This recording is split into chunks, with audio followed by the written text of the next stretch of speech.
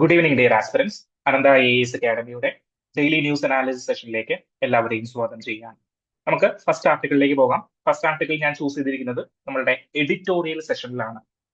ഇന്നലെ നമ്മളുടെ ഫസ്റ്റ് പേജിൽ, ഹിന്ദുവിന്റെ ഫസ്റ്റ് പേജിൽ ഒരു ന്യൂസ് വന്നിട്ടുണ്ടായിരുന്നു. പോസ്റ്റ് ഫാക്ടോ എൻവിറോൺമെന്റൽ ക്ലിയറൻസുമായി ബന്ധപ്പെട്ടിട്ട് മെയ് 2025 മെയ്യിലെ ഒരു വിധി കോടതി റിവേഴ്സ് ചെയ്തു എന്നതുമായി ബന്ധപ്പെട്ടിട്ടാണ് ഒരു ന്യൂസ് വന്നിട്ടുണ്ടായിരുന്നത്. സോ ആ ന്യൂസിനെ ഇന്ന് ഡീറ്റെയിൽ ആയിട്ട് നമ്മളുടെ എഡിറ്റോറിയൽ സെഷനിൽ അനലൈസ് ചെയ്തിരിക്കുകയാണ്. എന്താണ് അതിന്റെ കാര്യകാരണങ്ങളെന്ന് ഡീറ്റെയിൽ ആയിട്ട് തന്നെ ഡിസ്കസ് ചെയ്തിരിക്കുകയാണ് ഹിന്ദുവിന്റെ ഒരു പെർസ്പെക്റ്റീവ് കൂടിയിട്ട് അവിടെയുണ്ട്. ഇപ്പോ എന്താണ് ഈ എൻവിറോൺമെന്റൽ ഇമ്പാക്ട് അസസ്മെന്റ്, എന്താണ് ഈ പോസ്റ്റ് ഫാക്ടോ എൻവിറോൺമെന്റൽ ക്ലിയറൻസ്, ഇതെല്ലാം നമ്മളൊന്ന് ഡീറ്റെയിൽ ആയിട്ട് മനസ്സിലാക്കേണ്ടിയിരിക്കുന്നു. Okay, so environmental impact assessment എന്ന് പറഞ്ഞു കഴിഞ്ഞാൽ ഏതൊരു പ്രൊജക്ട് നടത്തുന്നതിന് മുന്നേയും, ഏതൊരു ഹ്യൂജ് പ്രോജക്റ്റുകൾ നടത്തുന്നതിന് മുന്നേയും എൻവിറോൺമെന്റൽ പ്രൊട്ടക്ഷൻ ആക്ട് 1986 പ്രകാരം, സോ അതിനോട് അഡ്ഹിയർ ചെയ്യുന്ന രീതിയിൽ 1996-ലും 2004-ലും നമ്മൾ അപ്ഡേഷനുകൾ എൻവിറോൺമെന്റൽ ഇമ്പാക്ട് അസസ്മെന്റിൽ കൊണ്ടുവന്നിട്ടുണ്ട്. സോ നമ്മൾ എൻവിറോൺമെന്റൽ ഇമ്പാക്ട് സ്റ്റഡി, പരിസ്ഥിതി ആഘാത പഠനം നടത്തിയിരിക്കണം എന്നാണ് നിയമം. ഓക്കെ, എപ്പോഴാണ് ഏതൊരു പ്രൊജക്ട് വരുന്നതിന് മുന്നേ ആയിരിക്കണം ഇത് നടത്തേണ്ടിയിരിക്കുന്നത്. അങ്ങനെ എൻവിറോൺമെന്റൽ ക്ലിയറൻസുകൾ കിട്ടുന്ന എന്താണ് പ്രൊജക്ടുകൾക്ക് മാത്രമേ മുന്നോട്ട് പോകാനായിട്ട് കഴിയുകയുള്ളൂ.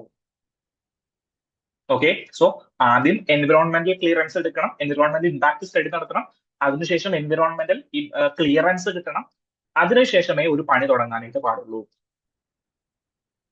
ചില സന്ദർഭങ്ങളിൽ പണി തുടങ്ങിയതിനു ശേഷം, ഫോർ എക്സാമ്പിൾ ഞാനൊരു മൈനിങ് കേന്ദ്രം ആരംഭിക്കുകയാണ്, ഒഡീഷയിലെ എൻവിറോൺമെന്റലി ഫ്രജൈൽ ആയിട്ടുള്ള ഏരിയയിൽ പോയിട്ട് ഒരു മൈനിങ് കേന്ദ്രം ആരംഭിക്കുകയാണ്. അവിടെ ഞാൻ എൻവിറോൺമെന്റൽ ക്ലിയറൻസ് ഒന്നും എടുത്തില്ല, പകരം ഞാനത് അങ്ങോട്ട് സ്റ്റാർട്ട് ചെയ്തു. ലേറ്റർ സ്റ്റേജിൽ എനിക്ക് ഇതിന്റെ എൻവിറോൺമെന്റൽ ക്ലിയറൻസ് സബ്മിറ്റ് ചെയ്താൽ മതിയാവോ? മതിയാവില്ല.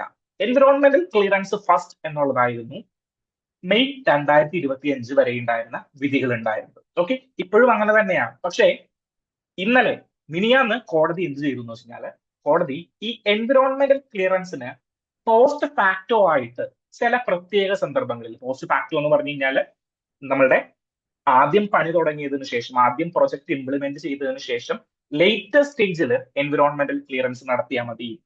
നിങ്ങൾ എന്തോ എൻവിറോൺമെന്റിന് സംഭവിച്ചിട്ടുണ്ട്, അല്ലെങ്കിൽ നിങ്ങളുടെ പ്രവൃത്തി കാരണം എൻവിറോൺമെന്റ് സംഭവിച്ചിട്ടുണ്ട്, കുഴപ്പമില്ല, ഞങ്ങൾ അതിന് പെനാലിറ്റിയോട് കൂടിയിട്ടുള്ള കാര്യങ്ങൾ ചെയ്യും എന്നുള്ള രീതിയിൽ എന്ത് ചെയ്താൽ മതി, പോസ്റ്റ് ഫാക്ടോ എൻവിറോൺമെന്റൽ ക്ലിയറൻസ് നേടിയാൽ മതി എന്ന് കോടതി പറഞ്ഞു. സോ അതിനെയാണ് ഇന്ന് നമ്മൾ ഡീറ്റെയിൽ ആയിട്ട് ഡിസ്കസ് ചെയ്യാനായിട്ട് പോകുന്നത്. ഓക്കെ, സോ ഫസ്റ്റ് ഒരു ക്വസ്റ്റ്യനിലേക്ക് പോയേ. Which among the following are the correct order of steps involved in the environmental impact assessment? Environmental impact assessment order of steps എന്താണ്? സോ ഇത് എൻവിറോൺമെന്റൽ ഇമ്പാക്ട് അസസ്മെന്റ് എന്താണെന്ന് അറിഞ്ഞില്ലെങ്കിലും നിങ്ങൾക്ക് ചെയ്യാൻ പറ്റുന്ന ഒരു ക്വസ്റ്റ്യൻ തന്നെയാണ്. So first decision making, scoping, screening, impact prediction. അപ്പോൾ എനിക്ക് ഇത് വായിച്ചു കഴിഞ്ഞപ്പോഴേ എന്റെ മനസ്സിലേക്ക് എത്തി, ആദ്യം ഒരു ഡാറ്റയും ഇല്ലാണ്ട് ഡിസിഷൻ മേക്കിംഗ് ആരെങ്കിലും നടത്തുമോ? ഇല്ല. സോ ഡിസിഷൻ മേക്കിംഗ് അവസാനത്തെ സ്റ്റെപ്പ് ആയിരിക്കും എന്തായി കഴിഞ്ഞു കഴിഞ്ഞാൽ. ആദ്യം ഒരിക്കലും ഡിസിഷൻ മേക്കിംഗ് വരില്ല. ഡിസിഷൻ മേക്ക് ചെയ്തതിനു ശേഷം ആൾ എന്ത് ചെയ്യാണ്, സ്കോപ്പിങ്ങും സ്ക്രീനിങ്ങും ഇമ്പാക്ട് പ്രഡിക്ഷനും നടത്തുകയാണ്. അങ്ങനെ നടത്തൂ? ഇല്ല. ആദ്യം നമ്മൾ എന്ത് ചെയ്യും? ആദ്യം നമ്മൾ ഒന്നില്ലെങ്കിൽ സ്കോപ്പിംഗ് ആയിരിക്കും, അല്ലെങ്കിൽ സ്ക്രീനിങ് ആയിരിക്കും. ഇത് രണ്ടുമേ ആവാനായിട്ട് സാധ്യതയുള്ളൂ. പക്ഷെ ഏതാണെന്ന് എനിക്കറിയില്ല. ഒന്നാമത്തെ വരില്ല എന്ന് എനിക്ക് ഉറപ്പാണ്. സോ ഞാൻ ഒന്നാമത് ആദ്യം വരുന്ന സ്റ്റേറ്റ്മെന്റുകൾ ഉണ്ടോ, സിയും ഡിയും എലിമിനേറ്റ് ചെയ്തു. എനിക്ക് എൻവിറോൺമെന്റൽ ഇമ്പാക്ട് എന്താണ്, അസസ്മെന്റ് എന്താണെന്ന് അറിയില്ലെങ്കിലും നമ്മളൊരു അസസ്മെന്റ് നടത്തുമ്പോൾ ആദ്യം ഡിസിഷൻ മേക്കിംഗ് ചെയ്യില്ല എന്ന് എനിക്കറിയാം.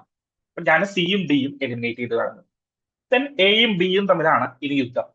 അപ്പോൾ എനിക്ക് മനസ്സിലായി, സി ആണ് ആദ്യം വരുന്നത്, സ്ക്രീനിങ് ആണ് ആദ്യം വരുന്നത്. സ്ക്രീനിങ്ങിന് ശേഷം ഡിസിഷൻ മേക്കിംഗ് നടത്തും? ഇല്ല. സ്ക്രീനിങ്ങിന് ശേഷം സ്കോപ്പിംഗ് നടത്തും, ദെൻ ഇമ്പാക്ട് പ്രഡിക്ഷൻ നടത്തും. അതിനുശേഷമേ ഒരു തീരുമാനം എടുക്കുകയുള്ളൂ. അല്ലെ? നിങ്ങളുടെ വീട്ടിൽ തീരുമാനം എടുക്കുന്ന ആളെ എങ്ങനെയാണ്? ആദ്യം തീരുമാനം എടുത്തിട്ട് ബാക്കി എല്ലാവരും അത് അനുസരിക്കുകയാണോ? അല്ല, കാര്യങ്ങൾ കേട്ടതിന് ശേഷമാണ് തീരുമാനം എടുക്കുന്നത്. കോടതികൾ എങ്ങനെയാണ് തീരുമാനം എടുക്കുന്നത്? ആദ്യം വിധി പറഞ്ഞിട്ട് പിന്നെ പ്രതിഭാഗവും വാദിഭാഗവും വക്കീലിന്റെ കേസുകൾ കേൾക്കുമോ? അല്ല, നേരെ തിരിച്ചാണ്. അവസാനമാണ് വിധി പറയുന്നത്. ഡിസിഷൻ മേക്കിംഗ് അവസാനമാണ്. സോ ഡിസിഷൻ മേക്കിംഗ് ആദ്യ ഭാഗങ്ങളിൽ വരില്ല. സോ ഓപ്ഷൻ ബി ആയിരിക്കും ഇതിന്റെ ആൻസർ ആയിട്ട് വരുന്നത്. ഓക്കെ, സോ എൻവിറോൺമെന്റൽ ഇമ്പാക്ട് എന്താണെന്ന് അറിയില്ലെങ്കിലും ഇങ്ങനെയുള്ള ചോദ്യങ്ങൾ ചിലപ്പോൾ നമുക്ക് ചെയ്യാനായിട്ട് പറ്റും. സോ തിരിച്ച് നമ്മുടെ ഡിസ്കഷനിലേക്ക് വരാം. എന്തായിരുന്നു പോസ്റ്റ് ഫാക്ടോ ക്ലിയറൻസ് എന്ന് പറഞ്ഞാൽ? ആദ്യം പ്രൊജക്ട് റൺ ചെയ്തു, അതിനുശേഷം ലേറ്റർ സ്റ്റേജിൽ എൻവിറോൺമെന്റൽ ക്ലിയറൻസ് എടുക്കാനായിട്ട് തുടങ്ങി. ഇതിനെയാണ് പോസ്റ്റ് ഫാക്ടോ ക്ലിയറൻസ് എന്ന് പറയുന്നത്, എൻവിറോൺമെന്റൽ ക്ലിയറൻസ് എന്ന് പറയുന്നത്. സോ 2017 ഒരു കേസ് ഉണ്ടായിരുന്നു. ഓക്കെ, 2017 ഒരു കേസ് ഉണ്ടായിരുന്നു, കോമൺ കോസ് കേസ് എന്ന് പറഞ്ഞിട്ട് 2017. ഈ 2017 കേസിൽ കോടതി പറഞ്ഞു, മക്കളെ നിങ്ങൾക്ക് ഈ പോസ്റ്റ് ഫാക്ടോ ക്ലിയറൻസ് എന്ന് പറയുന്ന സാധനങ്ങളൊന്നുമില്ല.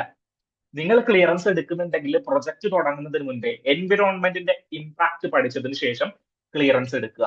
അല്ലാത്ത കേസുകളിൽ പ്രൊജക്ട് റൺ ചെയ്യാനായിട്ട് ഞങ്ങൾ അനുവദിക്കില്ല.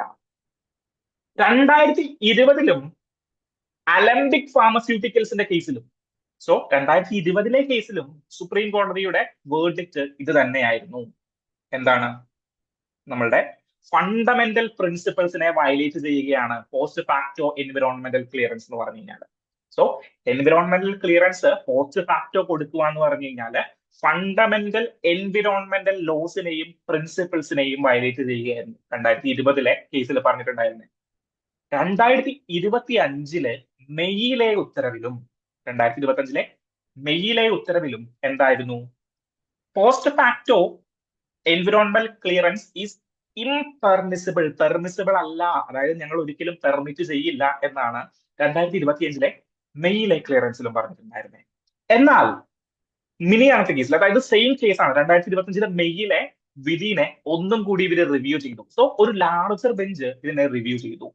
ലാർജർ ബെഞ്ച് റിവ്യൂ ചെയ്ത് കഴിഞ്ഞപ്പോ ചില പ്രത്യേക സന്ദർഭങ്ങളിൽ, വനശക്തി കേസാണ് ഇതിന് ആധാരമായിട്ട് വരുന്നത്. ഓക്കെ, സോ എന്താണ് വനശക്തിയുടെ ഈ കേസിൽ, പെർട്ടിക്കുലർ കേസിൽ എന്താണ്, പോസ്റ്റ് ഫാക്ടോ എൻവിറോൺമെന്റൽ ക്ലിയറൻസ് പെർമിസബിൾ ആണ് എന്ന് സുപ്രീം കോടതി വിധിച്ചിരിക്കുകയാണ്. ഓക്കെ, സോ ഇനി നമുക്കറിയേണ്ടത് എന്താണ് ഇവിടെ പ്രോബ്ലം വരുന്നത്. അതായത് post facto permissible environmental clearance permissible ആണെങ്കിൽ പല കുത്തക കമ്പനികളും എന്ത് ചെയ്യും? അവരുടെ പ്രൊജക്ട് സ്റ്റാർട്ട് ചെയ്തതിന് ശേഷം എന്ത് ചെയ്യും? എൻവിറോൺമെന്റൽ ക്ലിയറൻസ് എടുക്കാനായിട്ട് തുടങ്ങും. ദെൻ പല ഡിസ്കഷനുകളും നടക്കുന്നുണ്ട്. അതായത് എന്താണ് ഓൾട്ടർനേറ്റീവ് അഫോറസ്റ്റേഷൻ എന്ന് പറഞ്ഞു കഴിഞ്ഞാൽ, അതായത് നിങ്ങളിപ്പോ ഫോർ എക്സാമ്പിൾ വെസ്റ്റേൺ ഗട്ട്സിൽ നിങ്ങൾ ഒരു പ്രൊജക്ട് സ്റ്റാർട്ട് ചെയ്തു. നിങ്ങൾ അവിടുത്തെ ഒരു ഇത്ര ഹെക്ടർ ഭൂമിയിലെ വനഭൂമി എന്താണ് വനഭൂമി ഡീഫോറസ്റ്റേഷൻ ചെയ്തുകൊണ്ട്, വനനശീകരണം ചെയ്തുകൊണ്ടാണ് നിങ്ങൾ അവിടെ ഒരു പ്രൊജക്ട് വന്നത്. പകരം നിങ്ങൾ എൻവിറോൺമെന്റൽ ഇമ്പാക്ട് അസസ്മെന്റ് നടത്തി, അല്ലെങ്കിൽ അതുമായി ബന്ധപ്പെട്ട കാര്യങ്ങൾ ചെയ്തുകൊണ്ട് നിങ്ങൾ പറഞ്ഞു, ഞങ്ങൾ മറ്റൊരു സ്ഥലത്ത് ഇതുപോലെ കാട് വെച്ച് തരാം. അതായത് 10 ലക്ഷം മരങ്ങൾ ഞങ്ങൾ മുറിച്ചിട്ടുണ്ടെങ്കിൽ 20 ലക്ഷം മരങ്ങൾ പുതുതായിട്ട് ഞങ്ങൾ വെച്ച് തരാം. പക്ഷെ ഇവിടെ വെക്കില്ല, വേറെ ഏതെങ്കിലും സ്ഥലങ്ങളിൽ. ഇതിനെ കോമ്പൻസേറ്റിംഗ് അഫോറസ്റ്റേഷൻ എന്ന് പറയും. എന്നാൽ ഈ കോമ്പൻസേറ്ററി അഫോറസ്റ്റേഷൻ എന്ന് പറഞ്ഞു കഴിഞ്ഞാൽ അതിന്റെ ജൈവ വൈവിധ്യം, നാച്ചുറൽ ഹാബിറ്റാറ്റ്സ് കൃത്യമായിട്ട് നിലനിർത്താൻ പറ്റില്ല. അത് ഉണ്ടാക്കുന്ന ഇമ്പാക്ട് കൃത്യമായിട്ട് ക്രിയേറ്റ് ചെയ്യാൻ പറ്റില്ല, റീക്രിയേറ്റ് ചെയ്യാൻ പറ്റില്ല എന്നൊരു ഡിസ്കഷൻസ് ഒക്കെ നടന്നുകൊണ്ടിരിക്കുന്നുണ്ട്. സോ എൻവിറോൺമെന്റൽ ക്ലിയറൻസിനെ വേഗമായിട്ട് സമീപിക്കാനായിട്ട് നമുക്ക് ഒരിക്കലും പറ്റില്ല. കോടതിയും അത് തന്നെയാണ് പറഞ്ഞിരിക്കുന്നത്. ഞങ്ങള് മുന്നേ പറഞ്ഞ കാര്യത്തിൽ നിന്ന് ഡീവിയേറ്റ് ചെയ്യുകയല്ല, പകരം എന്താണ്, ചില പ്രത്യേക സന്ദർഭങ്ങളിൽ, അതായത് എന്താണ്, ചില ഒഴിച്ചുകൂടാൻ പറ്റാത്ത ചില എക്സ്ട്രീം സിറ്റുവേഷനുകളിൽ, ചില പ്രത്യേക സന്ദർഭങ്ങളിൽ ഞങ്ങൾ എന്ത് ചെയ്യണം? ഈ പോസ്റ്റ് ഫാക്ടോ എന്ന് പറയുന്ന കാര്യം കൂടി അംഗീകരിക്കണം. സോ നാരോ ലീഗൽ ഡോർ മാത്രമാണ് അവിടെ ഓപ്പൺ ചെയ്തുകൊണ്ടിരിക്കുന്നത്. കാരണം ഇപ്പോഴും എന്താണ്, എൻവിറോൺമെന്റൽ ക്ലിയറൻസ് എടുത്തിട്ട് വേണം, clearance first then project second എന്നുള്ളതാണ് നമ്മളുടെ റൂൾ വരുന്നത്. സോ ആ കാര്യം ഒന്ന് ഡീറ്റെയിൽ ആയിട്ട് അനലൈസ് ചെയ്യുക. എന്താണ് environmental clearance, environmental impact assessment എന്നുള്ള കാര്യങ്ങൾ ഒന്ന് ഡീറ്റെയിൽ ആയിട്ട് മനസ്സിലാക്കുക. ഇതിന് പല പ്രോബ്ലങ്ങളുണ്ട്, എൻഫോഴ്സ്മെന്റ് റിലേറ്റഡ് ആയിട്ടുള്ള പ്രോബ്ലങ്ങളുണ്ട്. ദെൻ ഇതിന്റെ ഒരു വെയ്ഗ് നേച്ചർ ഉണ്ട്. ഞാൻ നാഷണൽ ഗ്രീൻ ട്രിബ്യൂണലിനെ കുറിച്ച് പറഞ്ഞപ്പോൾ പറഞ്ഞിട്ടുണ്ടായിരുന്നു, വൈൽഡ് ലൈഫ് പ്രൊട്ടക്ഷൻ ആക്ട് നമ്മൾ അതിന്റെ അണ്ടറിൽ കൊണ്ടുവന്നിട്ടില്ല. സോ വൈൽഡ് ലൈഫ് പ്രൊട്ടക്ഷൻ ആക്ടിലെ ജീവികളെ സംരക്ഷിക്കുന്നതിന് വേണ്ടിയിട്ടുള്ള നിലവിലുള്ള ഏറ്റവും വലിയ നിയമങ്ങളിൽ ഒന്നാണ് വൈൽഡ് ലൈഫ് പ്രൊട്ടക്ഷൻ ആക്ട്. അത് നാഷണൽ ഗ്രീൻ ട്രിബ്യൂണലിന്റെ അണ്ടറിൽ കൊണ്ടുവന്നിട്ടില്ല.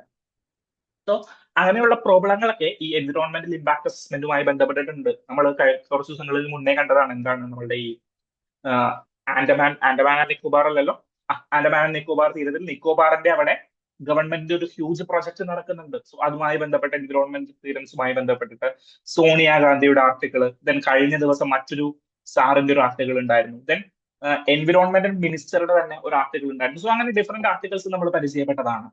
ഓക്കെ, സോ ആ കാര്യങ്ങളെല്ലാം കൂടിയിട്ട് അഡീഷണൽ ആയിട്ട് ഇതിനോട് ആഡ് ചെയ്ത് പഠിക്കുക. ഓക്കെ, അങ്ങനെയാണെങ്കിൽ നമുക്ക് സെക്കൻഡ് ആർട്ടിക്കിളിലേക്ക് പോകാം. Second article is related to child care വർക്കേഴ്സുമായി ബന്ധപ്പെട്ടിട്ടാണ്. എന്താണ് ഇവിടെ കാണുമ്പോൾ ഒരു വലിയ ആർട്ടിക്കിൾ ഒക്കെ ആയിട്ട് നിങ്ങൾക്ക് തോന്നുമെങ്കിലും നിങ്ങൾ ഈ ഒരു ഡിസ്കഷനെ ലിമിറ്റഡ് സ്റ്റേജുകളിലേക്ക് മാത്രം ഒതുക്കിയാൽ മതി. ഒന്ന്, എന്താണ് ഈ ഇന്റഗ്രേറ്റഡ് ചൈൽഡ് ഡെവലപ്മെന്റ് സ്കീം എന്ന് പറയുന്ന ഒരു സ്കീം? സോ 3 കാര്യങ്ങളിലേക്ക് ഇതിനെ ഒതുക്കാം. എന്താണ് ഇന്റഗ്രേറ്റഡ് ചൈൽഡ് ഡെവലപ്മെന്റ് സ്കീം എന്ന് പറയുന്ന സ്കീം, അതിന്റെ ഒരു ഹിസ്റ്ററി. രണ്ടാമത്, ചൈൽഡ് കെയർ സിസ്റ്റം ഫേസ് ചെയ്യുന്ന problems. Third, child care system face ചെയ്യുന്ന അതിന്റെ സൊല്യൂഷൻസ്, പ്രോബ്ലംസിന്റെ സൊല്യൂഷൻസ്. അപ്പോൾ ചലഞ്ചസ് എന്താണ്, അതിന്റെ സൊല്യൂഷൻസ് എന്താണ്, UPSC പെർസ്പെക്റ്റീവിൽ അനലൈസ് ചെയ്യുക. So integrated child development scheme എന്ന് പറഞ്ഞു കഴിഞ്ഞാൽ നമ്മളുടെ MS സ്വാമിനാഥന്റെ വൈഫ്. MS സ്വാമിനാഥൻ ആരായിരുന്നു? നമ്മളുടെ ഗ്രീൻ റവല്യൂഷനൊക്കെ വേണ്ടിയിട്ട് അതിഗംഭീരമായിട്ട് പങ്കുവഹിച്ചിട്ടുള്ള ഒരു വ്യക്തിയായിരുന്നു നമ്മളുടെ ഈ MS സ്വാമിനാഥൻ എന്ന് പറഞ്ഞു കഴിഞ്ഞാൽ. സോ അദ്ദേഹത്തിന്റെ വൈഫായിട്ടുള്ള മീന സ്വാമിനാഥന്റെ ഒരു ചൈൽഡ് പ്രൊഡക്റ്റ് ആണ് ഇന്റഗ്രേറ്റഡ് ചൈൽഡ് ഡെവലപ്മെന്റ് സ്കീം. 1975 ഈ ഒരു സ്കീം ആരംഭിക്കുന്നത് ഇന്ത്യൻ ഗവൺമെന്റ്. സോ ഇത് പ്രകാരം എന്താണ്, ചൈൽഡിന്റെ ഡെവലപ്മെന്റ് സ്റ്റേജുകളിൽ, ഓക്കെ, സോ നമുക്കിപ്പോ കറന്റ് ഏർലി ചൈൽഡ്ഹുഡ് കെയർ ഉണ്ട്. ദെൻ എന്താണ്, അമ്മയുടെ ഉദരത്തിലായിരിക്കുന്ന സമയം മുതൽ 14 വയസ്സ് വരെയുള്ള കാലഘട്ടങ്ങളിൽ എങ്ങനെ ഒരു ശിശുവിനെ പരിപാലിക്കണമെന്ന് ഗവൺമെന്റിന് വ്യക്തമായിട്ടുള്ള അറിവുണ്ട്. പക്ഷെ 1975 കാലഘട്ടങ്ങളിലൊന്നും അങ്ങനെ ഒരു ഡീറ്റെയിൽഡ് ആയിട്ടുള്ള ഒരു സ്ട്രക്ചേർഡ് പ്ലാൻ ഒന്നും നമുക്ക് ഉണ്ടായിരുന്നില്ല. സോ ആ സമയത്ത് ക്രിയേറ്റ് ചെയ്യപ്പെട്ട ഗവൺമെന്റിന്റെ ഒരു സ്കീമാണ് ഇന്റഗ്രേറ്റഡ് ചൈൽഡ് ഡെവലപ്മെന്റ് സ്കീം എന്ന് പറയുന്നത്. ഓക്കെ, ഇത് പ്രകാരം എങ്ങനെയായിരിക്കണം ന്യൂട്രീഷൻസ് റിലേറ്റഡ് ആയിട്ട്, എങ്ങനെയായിരിക്കണം അവരുടെ എഡ്യൂക്കേഷൻ റിലേറ്റഡ് ആയിട്ടുള്ള കാര്യങ്ങളൊക്കെ ഡീറ്റെയിൽഡ് ആയിട്ട് അനലൈസ് ചെയ്തിരിക്കുകയാണ് ഈ ഇന്റഗ്രേറ്റഡ് ചൈൽഡ് ഡെവലപ്മെന്റ് സ്കീംസ് പ്രകാരം. സോ ഇതിന്റെ അണ്ടറിൽ 14 ലക്ഷത്തോളം എന്തുണ്ട്, അംഗനവാടി സിസ്റ്റംസ് വർക്ക് ചെയ്യുന്നുണ്ട്.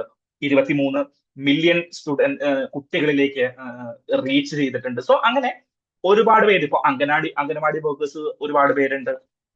അവരൊക്കെയാണ് ഇപ്പൊ BLOമാരൊക്കെ ആയിട്ട് വർക്ക് ചെയ്തുകൊണ്ടിരിക്കുന്നത്. സോ അങ്ങനെ ഒരുപാട് കാര്യങ്ങൾ ഇതിൽ നമ്മുടെ ഇന്റഗ്രേറ്റഡ് ചൈൽഡ് ഡെവലപ്മെന്റ് സ്കീമുമായിട്ട് നമുക്ക് അറിയാവുന്ന കാര്യങ്ങളുണ്ട്. ഓക്കെ, സോ അത് ഈ MS സ്വാമിനാഥന്റെ വൈഫിന്റെ, അതായത് മീന സ്വാമിനാഥന്റെ ഒരു എന്തായിരുന്നു, പെറ്റ് ചൈൽഡ് ആയിരുന്നു ഈ ഒരു പ്രൊജക്ട് എന്നുള്ളത് നിങ്ങളൊന്ന് ഓർത്തിരിക്കുക. പലർക്കും പുതിയ അറിവായിരിക്കും അത്. ഓക്കെ, ദെൻ എന്താണ് ഈ നമ്മളുടെ ഈ ചൈൽഡ് കെയർ സിസ്റ്റത്തിൽ വരുന്ന പ്രശ്നങ്ങൾ? What are the challenges?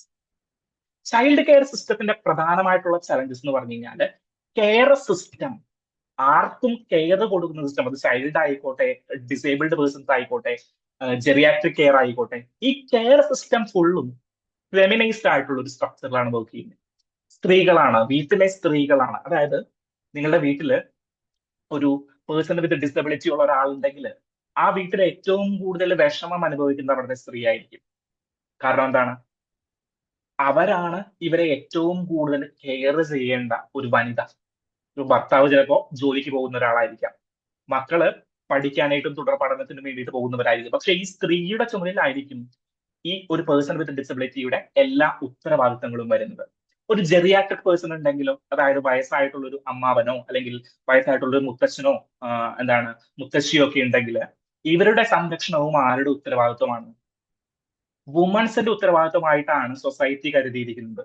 Okay, ഇത് ഒരു പ്രോബ്ലം അല്ലേ? തീർച്ചയായിട്ടും ഒരു പ്രോബ്ലമാണ്. വുമണിനെ അൺപെയ്ഡ് ആയിട്ടുള്ള ലേബേഴ്സിലേക്ക്, കെയർ ലേബേഴ്സിലേക്ക് നമ്മളുടെ സമൂഹം തന്നെ കൊണ്ടുചെന്നെത്തിക്കുന്നുണ്ട്. ഇന്ത്യയിലെ ഒരു കണക്ക് തന്നെ പ്രകാരം ഇന്നത്തെ ഓപ്പൺ എഡിറ്റോറിയലിൽ പറയുന്നത് എന്താണ്, 15 മുതൽ 18% വരെ ഇന്ത്യയുടെ GDP ഇൻക്രീസ് ചെയ്യാനായിട്ട് ഈ കെയർ ഫീൽഡിലുള്ളവർക്ക് പേയ്മെന്റ് കൊടുത്താൽ മാത്രം മതിയാവും. ഓക്കെ, സോ 15% ഇന്ത്യയുടെ GDP അൺപെയ്ഡ് ആയിട്ടുള്ള കെയർ വർക്കുകളിൽ മാത്രം കൊടുത്തുകൊണ്ടിരിക്കുകയാണ്. നമ്മൾ അതിനെ സ്നേഹം എന്നൊക്കെ വിളിച്ചു കഴിഞ്ഞാലും അവർക്ക് പൈസ കിട്ടുന്നില്ല, അല്ലെങ്കിൽ അവരുടെ ഫ്രീ ആയിരിക്കേണ്ട സമയം, അവർക്ക് ജോലിക്ക് പോകേണ്ട സമയം, ഇതെല്ലാം എന്തിനു വേണ്ടിയിട്ട് യൂട്ടിലൈസ് ചെയ്യാണ്? കെയേഴ്സിന് വേണ്ടിയിട്ട് യൂട്ടിലൈസ് ചെയ്യാണ്. ദെൻ കെയേഴ്സിന് പൈസ കൊടുക്കുന്നവരുണ്ടെങ്കിലോ, അതായത് നോർമലി ചൈൽഡ് കെയേഴ്സിന് വേണ്ടിയിട്ട് പേയ്മെന്റിൽ വർക്ക് ചെയ്യുന്നവരുണ്ടെങ്കിൽ അവരുടെ പേയ്മെന്റ് ലോസ് ആണ്. സോ ഇത് റിലേറ്റഡ് ആയിട്ടുള്ള എക്കോണമിക്കൽ ചലഞ്ചസുകൾ ആദ്യം നിങ്ങൾക്ക് കോട്ട് ചെയ്യാനായിട്ട് പറ്റും. സോഷ്യൽ സെക്യൂരിറ്റി ഇല്ല, ഇൻസഫിഷ്യന്റ് ട്രെയിനിങ് ആണ്, ദെൻ എന്താണ്, മിസ്ക്ലാസിഫൈഡ് അസ് കെയറേഴ്സ്, നിങ്ങൾ കെയർ കൊടുക്കേണ്ടവരാണ് എന്നൊക്കെ പറയാം, അല്ലാണ്ട് ഇവര് ഒരു ജോലിയായിട്ടൊന്നും അവർ കാണുന്നില്ല. സോ ഇന്ത്യയിലെ നഴ്സുമാർക്ക് പോലും അടിസ്ഥാന ശമ്പളങ്ങൾ കിട്ടുന്നില്ല. നിങ്ങൾ ജർമ്മനിയിലേക്കും അല്ലെങ്കിൽ കാനഡയിലും ഒക്കെ ഉള്ള നഴ്സുമാരെ ഒന്ന് കമ്പയർ ചെയ്ത് നോക്കി. ഇന്ത്യയിൽ പഠിക്കുന്ന പലരും അങ്ങോട്ടേക്ക് പോകുന്നതിന്റെ കാരണം എന്താ? അവിടെ കൂടുതലായിട്ടുള്ള സോഷ്യൽ സെക്യൂരിറ്റി സ്കീം കിട്ടുകയാണ്, അവർക്ക് റെക്കഗ്നിഷൻ കിട്ടുകയാണ്. ഡോക്ടറിനേക്കാളും വലിയ വിലയാണ് അവിടുത്തെ നഴ്സുമാരെന്നൊക്കെ പറഞ്ഞു കഴിഞ്ഞാൽ. ഓക്കെ, സോ ആ ഒരു സിസ്റ്റം ഇന്ത്യയിലില്ല. Then what are the other challenges? Environmental stress. Environment challenges ഈ കെയർ സിസ്റ്റത്തെ എങ്ങനെ ബാധിക്കും? സെക്കൻഡ് പാരഗ്രാഫിൽ ഡീറ്റെയിൽ ആയിട്ട് നാം അത് എഴുതിയിട്ടുണ്ട്. അതായത് ഒരു എൻവിറോൺമെന്റൽ ത്രെട്ട് വന്നു കഴിഞ്ഞു കഴിഞ്ഞാൽ, ഫോർ എക്സാമ്പിൾ ഹെവി ഹീറ്റ് വന്നു കഴിഞ്ഞാൽ, അല്ലെങ്കിൽ ഒരു ഫ്ലഡ് വന്നു കഴിഞ്ഞാൽ, ഒരു ഡ്രോട്ട് വന്നു കഴിഞ്ഞാൽ, ഇതിനെ ആദ്യം ബാധിക്കുന്നത് വുമൻസ് ആയിരിക്കും. വുമൻസ് ആയിരിക്കും, ചിൽഡ്രൻസ് ആയിരിക്കും, വൾണറബിൾ സെക്ഷൻസ് ആയിരിക്കും. ഓക്കെ, COVID-19 വന്നു. COVID-19 ഏറ്റവും കൂടുതൽ ബാധിച്ചത് ആരെയാണ്? മൈഗ്രന്റ് വർക്കേഴ്സ് ആണ്. നമ്മൾ ഫോട്ടോ കണ്ടില്ലേ, ഇവിടെ നിന്ന് കാൽനടയായിട്ട് ട്രെയിൻ ട്രാക്കിൽ കൂടിയിട്ട് മൈഗ്രന്റ് വർക്കേഴ്സ് കേരളത്തിൽ നിന്നും തമിഴ്നാട്ടിൽ നിന്നും ബീഹാറിലേക്ക് നടന്നു പോവുകയാണ്. അന്ന് മറ്റൊരു വാർത്തയും കൂടി ഉണ്ടായിരുന്നു. ഇന്ത്യയിലെ ശതകോടീശ്വരന്മാര് കോവിഡിന്റെ ലോക്ക്ഡൌൺ പ്രഖ്യാപിക്കുന്നതിന് തൊട്ട് മുൻപ് ഫ്ലൈറ്റ് എടുത്ത് UK അവരുടെ അവധിക്കാല വസതികളിലേക്ക് താമസം മാറ്റിയതായിട്ട് ഒരു വാർത്ത കൂടിയിട്ടുണ്ടായിരുന്നു. സോ സാധാരണ ജനങ്ങൾക്ക് നടന്ന് വീട്ടിലേക്ക് പോകാനായിട്ട് ഉള്ള ഒരു സ്ഥിതിയിലേക്ക് മാറുകയും പണമുള്ളവർ, ശതകോടീശ്വരന്മാർ എന്ത് ചെയ്യുന്നു? അവരുടെ പണം ഉപയോഗിച്ച് ഇതിൽ നിന്ന് രക്ഷപ്പെടുകയും ചെയ്യുന്നുണ്ട്. സോ ഏറ്റവും കൂടുതൽ വൾണറബിൾ ആയിട്ടുള്ള സെക്ഷൻസ് ആയിരിക്കും എൻവിറോൺമെന്റൽ ക്രൈസിസുകളിലും എൻവിറോൺമെന്റൽ സ്ട്രെസ്സുകളിലും ഏറ്റവും കൂടുതൽ എഫക്ട് അനുഭവിക്കുന്ന സെഷൻസ്. ഓക്കെ, സോ അതിൽപ്പെട്ട ഏറ്റവും പെർട്ടിക്കുലർ ആണ് ഈ കെയർ ആവശ്യമുള്ള സെഷൻസ്. അതായത് കുട്ടികൾ, എന്താണ്, വയസ്സായിട്ടുള്ളവര്, പേഴ്സൺ വിത്ത് ഡിസബിലിറ്റീസ്. സോ ഇങ്ങനെയുള്ളവര് ത്രെട്ടിന് വൾണറബിൾ ആയി കഴിഞ്ഞാൽ ഇവരെ പ്രൊട്ടക്ട് ചെയ്യേണ്ട ഉത്തരവാദിത്വവും ഈ കെയറേഴ്സിന്റെ കയ്യിലേക്ക്, അല്ലെങ്കിൽ കെയർ ഗിവേഴ്സിന്റെ കയ്യിലേക്ക്, ഈ പെർട്ടിക്കുലർ വുമൻസിന്റെ കയ്യിലേക്ക് എത്തിപ്പെടുകയാണ്. ദെൻ എൻവിറോൺമെന്റ് റിലേറ്റഡ് ആയിട്ട് അല്ലെങ്കിൽ ക്ലൈമറ്റ് ഇൻഡ്യൂസ്ഡ് മൈഗ്രേഷൻസ് കൂടുകയാണ്. സോ ഈ സമയങ്ങളിലെല്ലാം ഈ ഇവരുടെ പ്രോബ്ലംസ് ഇൻക്രീസ് ചെയ്തുകൊണ്ടിരിക്കുകയാണ്. സോ എക്കോണമിക് ചലഞ്ചസ് നമ്മൾ ആദ്യം പറഞ്ഞു, ദെൻ എൻവിറോൺമെന്റൽ ചലഞ്ചസ് നമ്മൾ സെക്കൻഡ് പറഞ്ഞു. ദെൻ തേർഡ് റിലേറ്റഡ് ആയിട്ട് വരുന്നത് എന്താണ്? തേർഡ് റിലേറ്റഡ് ആയിട്ട് സോഷ്യൽ റിലേറ്റഡ് ആയിട്ടുള്ള ചലഞ്ചസ് ആണ്. എന്താണ്? റെക്കഗ്നിഷൻ കിട്ടായ്മ, അല്ലെങ്കിൽ എക്കോണമിക് ബെനിഫിറ്റുകൾ കിട്ടായ്മ, ഇങ്ങനെ, അല്ലെങ്കിൽ ഒരു എന്താണ്, ഒരു സ്റ്റിഗ്മ അവിടെ ഉണ്ടായിരിക്കും. അങ്ങനെയുള്ള ഡിഫറെന്റ് കാര്യങ്ങൾ സോഷ്യൽ ചലഞ്ചസിൽ നിങ്ങൾക്ക് ഇൻക്രീസ് ചെയ്യാനായിട്ട് പറ്റും. ദെൻ ഇതിനെ എങ്ങനെ മറികടക്കണം? സോ നിങ്ങൾ ചലഞ്ചസ് പറഞ്ഞു, സൊല്യൂഷൻസിന് നമുക്ക് ഇനി വെക്കാൻ പോവാണ്. സൊല്യൂഷൻസ് എന്ന് പറഞ്ഞു കഴിഞ്ഞാൽ ഇവരെ റെക്കഗ്നൈസ് ചെയ്യണം, ഇവർക്ക് കൃത്യമായിട്ടുള്ള എന്ത് കൊടുക്കണം, കൃത്യമായിട്ട് അവർക്ക് വേതനങ്ങൾ കൊടുക്കാനായിട്ടും അവരെ ചാനലൈസ് ചെയ്യാനായിട്ടും പറ്റണം. ഡിഫറെന്റ് പ്രോഗ്രാംസ് ഉണ്ട്. ഏർലി ചൈൽഡ്ഹുഡ് കെയർ പ്രോഗ്രാം പ്രകാരം നമ്മൾ അംഗനവാടികൾ സ്റ്റാർട്ട് ചെയ്യുന്നു.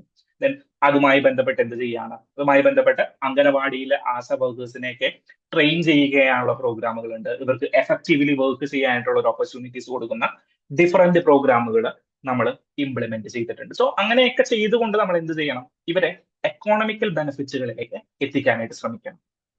ദെൻ ഇത് സോഷ്യൽ സ്റ്റിഗ്മ എന്നുള്ള രീതിയിൽ നിന്ന് മാറ്റണം. ഇത് വുമൻസിന് വേണ്ടി മാത്രം ക്രിയേറ്റ് ചെയ്യപ്പെടുന്ന ഒരു സാധനമല്ല. പകരം എന്താണ്? ഈക്വൽ പാർട്ണർഷിപ്പ് വേണം. ദെൻ എന്താണ്? ഇപ്പോ ക്രഷ് ഫെസിലിറ്റീസ് നമ്മൾ കൊടുക്കാറുണ്ട്. ഇപ്പൊ ഞാൻ കറന്റ് വർക്ക് ചെയ്തുകൊണ്ടിരിക്കുന്ന ഒരു ക്രഷ് ഫെസിലിറ്റിയുമായി ബന്ധപ്പെട്ടാണ്. ക്രഷ് ഫെസിലിറ്റി എന്ന് പറഞ്ഞു കഴിഞ്ഞാൽ എന്താണ്? നമ്മൾ ഒരു ജോലിക്ക് പോകുന്ന സമയത്ത് അവരുടെ കുട്ടികളെ നോക്കുന്നതിന് വേണ്ടിയിട്ട് ഒരു ക്രഷ് ഫെസിലിറ്റീസ് നമ്മൾ ഒരുക്കും. അതായത് ഒരു ഡേ കെയർ ഫെസിലിറ്റി പോലെ നമ്മളുടെ, നിങ്ങൾ ഏത് സ്ഥാപനത്തിലാണോ വർക്ക് ചെയ്യുന്നത് ആ സ്ഥാപനത്തിൽ തന്നെ ഒരു ജോലി, കുട്ടികളെ നോക്കുന്നതിന് വേണ്ടിയിട്ട് ഒരു ആയ ഉണ്ടാകും, ഒരു പ്രൊട്ടക്ട് ചെയ്യാനായിട്ട് ഒരാളുണ്ടാവും. അങ്ങനെ കുട്ടികൾക്ക് വേണ്ടിയിട്ടുള്ള ഒരു ആവാസ വ്യവസ്ഥ ജോലി സ്ഥലത്ത് തന്നെ ക്രിയേറ്റ് ചെയ്യുന്നതിനാണ് ക്രഷ് ഫെസിലിറ്റീസ് എന്ന് പറയുന്നത്. ഓക്കെ, സോ ഈ ക്രഷ് ഫെസിലിറ്റി ക്രിയേറ്റ് ചെയ്യുമ്പോൾ എന്താ ഗുണം എന്ന് പറഞ്ഞു കഴിഞ്ഞാൽ വുമൻസിന് കുട്ടികളെ നോക്കാനായിട്ട് ഇരിക്കേണ്ട ആവശ്യകതയില്ല. അവർക്ക് വുമൻസിനെ ക്രഷ് ഫെസിലിറ്റിയിലാക്കിയിട്ട് ഇവർക്ക് ജോലിക്ക് പോകാം. സോ എക്കോണമിക് ഇമ്പാക്ട് കൂട്ടാനായിട്ട് ശ്രമിക്കും. കുട്ടികൾക്ക് എന്ത് കിട്ടും? കുട്ടികൾക്ക് ബെറ്റർ കെയർ കിട്ടും. ദെൻ എന്താണ്, അവിടെ ഒരു ആയയുടെയും ഒരു സെക്യൂരിറ്റി പേഴ്സണിന്റെയും എല്ലാം ജോലി അധികമായിട്ട് ലഭിക്കും. സോ എക്കോണമിക് ഇമ്പാക്ട് വുമൻസിനും കിട്ടുന്നുണ്ട്, ബാക്കിയുള്ള സമൂഹത്തിനും കിട്ടുന്നുണ്ട്. സോ GDP-യിലേക്കുള്ള വുമൻസിന്റെ കോൺട്രിബ്യൂഷൻസ് കൂടും. സ്റ്റുഡൻസിന് അല്ലെങ്കിൽ കെയർ കിട്ടേണ്ട കുട്ടിക്ക് എന്ത് കിട്ടുകയാണ്? ആക്ച്വൽ കെയർ കിട്ടുകയാണ്, ന്യൂട്രീഷണൽ സപ്പോർട്ട്സ് കിട്ടുകയാണ്, പ്രൊട്ടക്ഷൻ കിട്ടുകയാണ്. സോ ഇങ്ങനെയുള്ള കാര്യങ്ങളൊക്കെ നമുക്ക് ഇംപ്ലിമെന്റ് ചെയ്യാനായിട്ട് പറ്റണം. സോ ആ ഒരു കാര്യം ഇവിടെ ഒന്നോർത്ത് വെക്കുക. Then second editorial in the sense second open editorial, TB ഡയഗ്നോസിസുമായി ബന്ധപ്പെട്ടിട്ടാണ്. സോ ഇതും മുകളിലൊരു ഡിസ്കഷനേക്കാളും കുറച്ചുകൂടി ഫ്രൂട്ട്ഫുൾ ആയിട്ട് UPSC പെർസ്പെക്റ്റീവിൽ ഒരു ഡിസ്കഷൻ വരുന്നത് TB ഡയഗ്നോസിസുമായി ബന്ധപ്പെട്ടിട്ടാണ്. ഓക്കെ, ഇൻ TB ട്യൂബർകുലോസിസ് എന്ന് പറഞ്ഞു കഴിഞ്ഞാൽ എന്താണ്? മൈക്കോബാക്ടീരിയം ട്യൂബർകുലോസിസ് എന്ന് പറയുന്ന ഒരു ബാക്ടീരിയം എന്താണ് ക്രിയേറ്റ് ചെയ്യുന്ന ക്ഷയരോഗത്തെയാണ് നമ്മൾ TB എന്ന് പറയുന്നത്. ഓക്കെ, സോ പണ്ട് ക്ഷയരോഗം ഇങ്ങനെ ചുമച്ചിരിക്കുന്ന ഒരുപാട് ആളുകളെയൊക്കെ നമ്മൾ കണ്ടിട്ടുണ്ടാവും. നമ്മളല്ല, നമ്മളുടെ മുന്നേ ഉള്ള കഥകൾ നമ്മൾ കേട്ടിട്ടുണ്ടാവും. പക്ഷേ ഇന്ന് TB അത്രത്തോളം ഇല്ല. കാരണം എന്താണ്? TB എന്ന് പറഞ്ഞു കഴിഞ്ഞാൽ നമ്മൾ നിരന്തരമായിട്ടുള്ള ഇന്ത്യയുടെ പ്രവർത്തനങ്ങൾ മൂലം നമ്മൾ ഇതിനെ എലിമിനേറ്റ് ചെയ്യുന്നുണ്ട്. ഓക്കെ, സോ ഇന്ത്യക്ക് ഒരു TB പ്ലാൻ ഒക്കെ ഉണ്ട്, നമുക്ക് വരാം. സോ ട്യൂബർകുലോസിസ് എന്ന് പറയുന്ന രോഗത്തെ എന്താണ് ആഫ്രിക്കൻ കൺട്രീസിലാണെങ്കിൽ ഒരു ട്രോപ്പിക്കൽ ഡിസീസസ് അല്ലെങ്കിൽ നെഗ്ലക്റ്റഡ് ട്രോപ്പിക്കൽ ഡിസീസസിന്റെ ഗണത്തിലൊക്കെ പെടുത്താൻ പറ്റുന്ന ഒരു ഡിസീസസ് ആണ്. ഓക്കെ, സോ ആഫ്രിക്കയിലെ സാധാരണ അല്ലെങ്കിൽ എന്താണ് ദരിദ്രമായിട്ടുള്ള അല്ലെങ്കിൽ ഡെവലപ്പിംഗ് കൺട്രീസിൽ മാത്രം കണ്ടുവരുന്ന ചില രോഗങ്ങളാണ് ഈ TBs. സോ ഇതിനെ നമ്മൾ എലിമിനേറ്റ് ചെയ്യണം. അപ്പൊ എലിമിനേറ്റ് ചെയ്യപ്പെടുമ്പോൾ ചില പ്രശ്നങ്ങൾ അവിടെയുണ്ട്. എന്താണ്? ഒന്നാമത്തെ പ്രശ്നം എന്ന് പറഞ്ഞു കഴിഞ്ഞാൽ ഡയഗ്നോസ്റ്റിക് കപ്പാസിറ്റിയാണ്. ഡയഗ്നോസ്റ്റിക് കപ്പാസിറ്റി എന്ന് പറഞ്ഞാൽ ഇത് TB ആണോ അല്ലയോ എന്ന് തിരിച്ചറിയണമല്ലോ, ഇതിന് ഡയഗ്നോസ് ചെയ്യണമല്ലോ. ഡയഗ്നോസ് ചെയ്യാനായിട്ട് ഇത് മാറിപ്പോയതാണ്. ഡയഗ്നോസ് ചെയ്യാനായിട്ട് എന്ത് ചെയ്യണം? നമുക്ക് ട്രഡീഷണൽ ആയിട്ട് ഡിഫറെന്റ് വേസ് ആണ്, അല്ലെങ്കിൽ സ്പ്യൂട്ടം സ്മിയർ മൈക്രോസ്കോപ്പി എന്ന് പറയുന്നത്, അല്ലെങ്കിൽ കൾച്ചർ ടെസ്റ്റ് നടത്തുക, ഇതൊക്കെയായിരുന്നു ട്രഡീഷണൽ ആയിട്ടുണ്ടായിരുന്നത്. സോ അത് എന്താണ്, ചിലപ്പോൾ ഫോൾസ് റിസൾട്ടുകൾ കാണിക്കും, അല്ലെങ്കിൽ TB ഉള്ളവരെയൊക്കെ ചിലപ്പോൾ എലിമിനേറ്റ് ചെയ്തു പോകും. അങ്ങനെ ഇരിക്കുന്ന സമയത്താണ് നമ്മൾ എന്ത് ചെയ്യുന്നത്? നമ്മൾ ഈ polymerised chain reaction test, PCR test നമ്മൾ ഇൻട്രൊഡ്യൂസ് ചെയ്യുന്നത് TB-യിലേക്ക്. ഓക്കെ, സോ ഡയഗ്നോസ്റ്റിക്സിന് 20 ദിവസവും 30 ദിവസവും വെയിറ്റ് ചെയ്യുന്ന സമയവും അല്ലെങ്കിൽ ഫോൾസ് റിസൾട്ട് കാണിക്കുന്നതിൽ നിന്ന് നമ്മൾ PCR technology, polymerised chain reaction test നമ്മൾ ഇൻട്രൊഡ്യൂസ് ചെയ്യുന്നു. ഈ PCR technology, polymerised chain reaction test നിങ്ങൾ എവിടെയെങ്കിലും കേട്ടിട്ടുണ്ടോ? COVID-19 കേസുകളിൽ നമ്മൾ പലപ്പോഴും കേട്ടിട്ടുള്ളതാണ് RT-PCR ടെസ്റ്റ്. RT-PCR, ആന്റി-PCR അല്ല, RT-PCR ടെസ്റ്റ്. എന്താണ് ഈ RT-PCR-ഉം PCR തമ്മിലുള്ള വ്യത്യാസം? അങ്ങനെയൊക്കെ പ്രിലിംസ് ക്വസ്റ്റ്യൻ ആയിട്ട് ഞങ്ങൾ എപ്പോഴും പഠിച്ചുകൊണ്ടിരുന്ന ഒരു കാര്യമായിരുന്നു. സോ RT-PCR എന്ന് പറഞ്ഞാൽ റിവേഴ്സ് ട്രാൻസ്ക്രിപ്റ്റീവ് പോളിമറൈസ്ഡ് ചെയിൻ റിയാക്ഷൻ. അതായത് COVID-19 എന്ന് പറഞ്ഞു കഴിഞ്ഞാൽ ഒരു RNA വൈറസ് ആണെന്ന് നിങ്ങൾക്കറിയാം. സോ RNA എന്ന് പറഞ്ഞു കഴിഞ്ഞാൽ DNA-യുടെ 2 സ്ട്രാൻഡുകളും ഇല്ല, ഒരു സ്ട്രാൻഡ് മാത്രമേ RNA-ക്ക് ഉള്ളൂ. സോ പലപ്പോഴും ടെസ്റ്റുകൾ നടത്താനായിട്ട് ഈ RNA-യെ DNA ആയിട്ട് കൺവേർട്ട് ചെയ്യണം. സോ ആ പ്രോസസ്സിനെ വിളിക്കുന്ന പേരാണ് റിവേഴ്സ് ട്രാൻസ്ക്രിപ്റ്റീവ്. mRNA എന്ന് പറയുന്ന RNA-യെ നമ്മൾ എന്ത് ചെയ്യും? ട്രാൻസ്ക്രിപ്റ്റീവ് ചെയ്തിട്ട് DNA മോളിക്യൂൾ ആക്കിയിട്ട് കൺവേർട്ട് ചെയ്യും. ആ DNA മോളിക്യൂളിനെ നമ്മൾ എന്ത് ചെയ്യും? പോളിമറൈസ്ഡ് ചെയിൻ റിയാക്ഷൻ ടെസ്റ്റിലൂടെ നമ്മൾ COVID-19 ആണോ അല്ലയോ എന്ന് നമ്മൾ തിരിച്ചറിയും. അതേപോലെ തന്നെ ട്യൂബർകുലോസിസിന്റെ മൈക്രോബാക്ടീരിയത്തിനെ നമ്മൾ എന്ത് ചെയ്യും? പോളിമറൈസ്ഡ് ചെയിൻ റിയാക്ഷനിലൂടെ ഇതുണ്ടോ, അതായത് വൈറസ് ഉണ്ടോ, വൈറസ് അല്ല, നമ്മളുടെ ഈ മൈക്രോബാക്ടീരിയ ഉണ്ടോ ഇല്ലയോ എന്ന് നമ്മൾ എന്ത് ചെയ്യും? ഐഡന്റിഫൈ ചെയ്യും. ഓക്കെ, സോ അതെന്ന് പറഞ്ഞു കഴിഞ്ഞാൽ കുറച്ചും കൂടി നമ്മൾ എന്ത് ചെയ്തു? ഈ ഡയഗ്നോസ്റ്റിക് കപ്പാസിറ്റിയെ നമ്മളൊന്ന് സിംപ്ലിഫൈ ചെയ്തു. ദെൻ എന്താണ്, 20 ദിവസം 30 ദിവസത്തേക്ക് വെയിറ്റ് ചെയ്യേണ്ട കാര്യമുണ്ടോ? ഇല്ല. പകരം എന്ത് ചെയ്യാം? പകരം 1 മണിക്കൂറിനുള്ളിൽ നിങ്ങൾക്ക് ടെസ്റ്റ് റിസൾട്ട് കിട്ടും. ദെൻ എന്താണ്, ഈ ട്യൂബർകുലോസിന് ഒരു പ്രോബ്ലം ഉണ്ട്. ഡ്രഗ് റെസിസ്റ്റന്റ് ആയിട്ടുള്ള ചില ട്യൂബർകുലോസിസുകളുണ്ട്. അതായത് ക്ഷയരോഗത്തിൽ തന്നെ മരുന്നിനോട് റെസിസ്റ്റന്റ് ആയിട്ടുള്ള ചില ട്യൂബർകുലോസിസുകളുണ്ട്. അങ്ങനെയുള്ള ട്യൂബർകുലോസിസുകളെയും ഐഡന്റിഫൈ ചെയ്യാനായിട്ട് എന്ത് സാധിച്ചു? നമ്മളുടെ ഈ PCR ടെസ്റ്റ് പ്രകാരം സാധിച്ചു. സോ ഡിഫറെന്റ് ടൈപ്പ് ഓഫ് ട്യൂബർകുലോസിസുകളെ കൃത്യമായിട്ട് ഐഡന്റിഫൈ ചെയ്യാനായിട്ടും അതിന്റെ ആക്യുറസി ഇംപ്രൂവ് ചെയ്യിക്കാനായിട്ടും ടൈം റെഡ്യൂസ് ചെയ്യിക്കാനായിട്ടും ഇപ്പോ മോളിക്യുലാർ ഡയഗ്നോസിസ് പ്രകാരം ഇതിന് സാധിച്ചു. സോ ഇത് കുറച്ചും കൂടി എഫിഷ്യന്റ്ലി ഇൻസിഡൻസിനെ റിപ്പോർട്ട് ചെയ്യാനായിട്ട് നമുക്ക് സാധിച്ചു. ഓക്കെ, സോ അത് പല മേഖലകളിലും, നൈജീരിയയിലാണെങ്കിലും മൊസാംബിക് ആണെങ്കിലും ടാൻസാനിയ പ്രദേശങ്ങളിലാണെങ്കിലും ഹ്യൂജ് ഇമ്പാക്ട് ക്രിയേറ്റ് ചെയ്യാനായിട്ട് തുടങ്ങി. സോ അതാണ് ആദ്യ ഭാഗത്തിൽ നമ്മൾ ഡിസ്കസ് ചെയ്തത്. സെക്കൻഡ് സ്റ്റേറ്റ്മെന്റിൽ അല്ലെങ്കിൽ സെക്കൻഡ് പാരഗ്രാഫിൽ ഇന്ത്യയുടെ ട്യൂബർകുലോസിസ് എലിമിനേഷൻ പ്രോഗ്രാം എന്താണ് എന്നുള്ളതാണ് ഡിസ്കസ് ചെയ്തത്. സോ ഇന്ത്യയിൽ നിന്നുള്ള ഒരു കമ്പനിക്കാണ് കോച്ചോൺ പ്രൈസ് എന്ന് പറയുന്ന ഒരു പ്രൈസ് ഈ വർഷം കിട്ടിയിരിക്കുന്നത്, ഗോവയിൽ നിന്നുള്ള മോൾബിയോ ഡയഗ്നോസ്റ്റിക്സ്. സോ TB കുറിച്ചിട്ട് ഈ വർഷം മെയിൻസിൽ ഒരു ചോദ്യം വന്നു കഴിഞ്ഞാൽ കോച്ചോൺ പ്രൈസ് ആർക്കാണ് കിട്ടിയെന്ന് പറഞ്ഞിട്ടൊന്നും മെയിൻസിൽ പ്രിലിംസിൽ ചോദ്യമൊന്നും ചോദിക്കില്ല. ഓക്കെ, നിങ്ങൾ പ്രിലിംസിന്റെ PYQs ഒക്കെ കണ്ട് നിങ്ങൾ പരിചിതമായവരാണ്. അപ്പോൾ ഞാൻ അങ്ങനെയുള്ള ബേസിക് കാര്യങ്ങളൊന്നും പറഞ്ഞു തരണ്ട. പക്ഷേ മെയിൻസിന് TB എലിമിനേഷനെ കുറിച്ചിട്ടൊരു ചോദ്യം വന്നു കഴിഞ്ഞാൽ ഡയഗ്നോസ്റ്റിക് കപ്പാസിറ്റി ഇൻക്രീസ് ചെയ്തതിൽ ഒരു എക്സാമ്പിൾ ആയിട്ട് മോൾബിയോ ഡയഗ്നോസ്റ്റിക്സ് ഇൻ ഗോവ എന്ന് പറഞ്ഞൊരു വാക്ക് നിങ്ങൾ എഴുതിയാലുണ്ടല്ലോ, നിങ്ങളുടെ മെയിൻസിന് ഒരു മാർക്ക് അവിടെ വീഴും. മെയിൻസിന് ഒരു മാർക്ക് അവിടെ വീഴുക എന്ന് പറഞ്ഞു കഴിഞ്ഞാൽ മോസ്റ്റ് ഓഫ് ദി സ്റ്റുഡൻസ് എഴുതില്ല ആ ഒരു Molbio diagnostics in Goa had എന്താണ് created huge impact in diagnostic capacity increasing എന്ന് പറഞ്ഞിട്ടൊരു വാക്ക് എഴുതി കഴിഞ്ഞാൽ കറണ്ട് അഫയേഴ്സ് സ്ഥിരമായിട്ട് ഫോളോ ചെയ്യാത്ത ഒരാളും അല്ലെങ്കിൽ പത്രം സ്ഥിരമായിട്ട് വായിക്കാത്ത ഒരാൾ, അതായത് കമ്പൈലേഷൻസ് വായിക്കുന്നവരുണ്ടാകും, അല്ലെങ്കിൽ എന്താണ് ഇയർലി കമ്പൈലൻസ് വായിക്കുന്നവരുണ്ടാകും, മാഗസീൻസ് വായിക്കുന്നവരുണ്ടാകും, അവർക്ക് കിട്ടാത്തൊരു വേർഡായിരിക്കും മോൾബിയോ ഡയഗ്നോസ്റ്റിക്സ് എന്ന് പറഞ്ഞു കഴിഞ്ഞാൽ. സോ മോൾബിയോ ഡയഗ്നോസ്റ്റിക്സ് ഇൻ ഗോവയിലുള്ളൊരു മരുന്ന് നിർമ്മാണ സയന്റിഫിക് കമ്പനി, അല്ലെങ്കിൽ എന്താണ് ഇങ്ങനെയുള്ള മെഡിക്കൽ ഫാർമസ്യൂട്ടിക്കൽസ് റിലേറ്റഡ് ആയിട്ടുള്ള ഒരു കമ്പനിയാണ് മോൾബിയോ ഡയഗ്നോസ്റ്റിക്സ് എന്ന് പറഞ്ഞാൽ. ഇവർ ബ്രസ്റ്റ് ക്യാൻസർ ഐഡന്റിഫിക്കേഷനുമായി ബന്ധപ്പെട്ടിട്ട് പല പ്രവർത്തനങ്ങളും നടത്തിയിട്ടുണ്ട്. സോ ഈ ഒരു കമ്പനിക്കാണ് TB എലിമിനേഷനുമായി ബന്ധപ്പെട്ടുള്ള കോച്ചോൺ പ്രൈസ് കിട്ടിയത്. അതൊന്നും നിങ്ങൾ എഴുതണ്ട. പക്ഷേ ഇങ്ങനെ ഒരു കമ്പനി ഇന്ത്യയിൽ ഉണ്ടെന്നും അത് TBയുടെ ഡയഗ്നോസ്റ്റിക് കപ്പാസിറ്റി ഇൻക്രീസ് ചെയ്യാനായിട്ട് ഹ്യൂജ് പ്രവർത്തനങ്ങൾ നടത്തുന്നുണ്ടെന്നും നിങ്ങളൊന്ന് ഓർത്ത് വെച്ചിട്ട്. ഇറ്റ്സ് എ പ്രൈവറ്റ് കമ്പനി, ഗവൺമെന്റുമായിട്ട് യാതൊരു ബന്ധവുമില്ലാത്ത പ്രൈവറ്റ് കമ്പനി. പക്ഷെ ഇവരുടെ റിസർച്ചുകളെല്ലാം ഇങ്ങനെയുള്ള പ്രോബ്ലംസിനെ സോൾവ് ചെയ്യാനായിട്ട് ഉപയോഗിക്കുന്നുണ്ട്. ഓക്കെ, സോ എന്താണ് പറഞ്ഞു വന്നുകൊണ്ടിരുന്നത്? നമ്മളുടെ ഡയഗ്നോസ്റ്റിക് കപ്പാസിറ്റി നമ്മൾ ഇൻക്രീസ് ചെയ്തു. ഇന്ത്യയിലേക്കുള്ള ഒരു ട്രാൻസ്ഫോർമേഷൻ. ഇന്ത്യക്ക് കൃത്യമായിട്ടുള്ളൊരു TB ആക്ഷൻ പ്ലാൻ ഉണ്ട്. ഇന്ത്യക്ക് കൃത്യമായിട്ടുള്ളൊരു TB ആക്ഷൻ പ്ലാൻ ഉണ്ട്. ആ ആക്ഷൻ പ്ലാനാണ് national TB elimination programme, national tuberculosis elimination programme. ഇന്ത്യയുടെ ട്യൂബർകുലോസിസ് എലിമിനേഷൻ പ്രോഗ്രാം 2025 ട്യൂബർകുലോസിസിനെ എലിമിനേറ്റ് ചെയ്ത് കളയുക. 2025 അവസാനിക്കാൻ ഇനി 2 മാസവും കൂടി ഉള്ളൂ. 2 മാസം ഇല്ല, 46 ദിവസം കഴിഞ്ഞ് കഴിഞ്ഞാൽ 2025 അവസാനിച്ചു. സോ ഇപ്പോഴും നമ്മൾ 100% TB എലിമിനേറ്റ് ചെയ്തില്ലെങ്കിലും നമ്മൾ എന്ത് ചെയ്തു? TBയെ ഹ്യൂജ് റിഡക്ഷനിലേക്ക് കൊണ്ടുവരാനായിട്ട് നമുക്ക് സാധിച്ചിട്ടുണ്ട്.